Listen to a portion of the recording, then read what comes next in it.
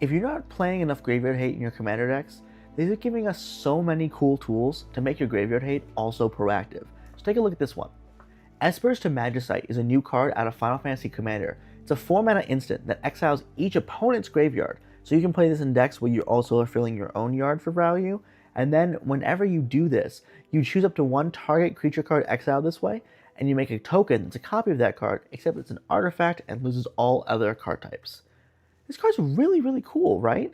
Like, it's, yeah, 4 mana to exile all the graveyards is a little bit much. I know before we had this for like 1 or 2 mana on these little artifacts.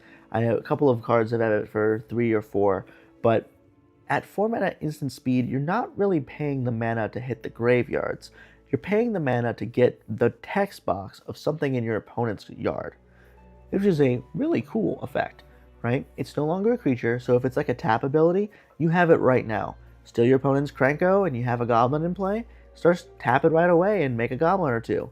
If you manage to grab some kind of mana dork, you just made a mana rock, right? You stopped your graveyard opponent from having all this stuff in their bin, and you also picked up more mana for the next turn. But this is once again a very interesting card that goes infinite with Devoted Druid. If you don't know Devoted Druid, you put a little -1/-1 counter on it to untap it, and it taps for green, which you can put -1/-1 counters onto this artifact. This artifact that is not a creature, and therefore it having no power and toughness remaining, would not put it to the graveyard.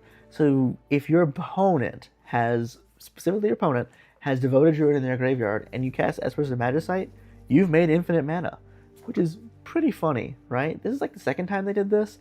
I think there was a card that did this in Bloomborough Commander, like the Scrolls deck, but either way, I'm going to be jamming this one in my decks, especially since some of my friends are starting to play graveyard strategies more. So if you haven't put this one in yet, or a card like it, you should try it. It's going to be good for you.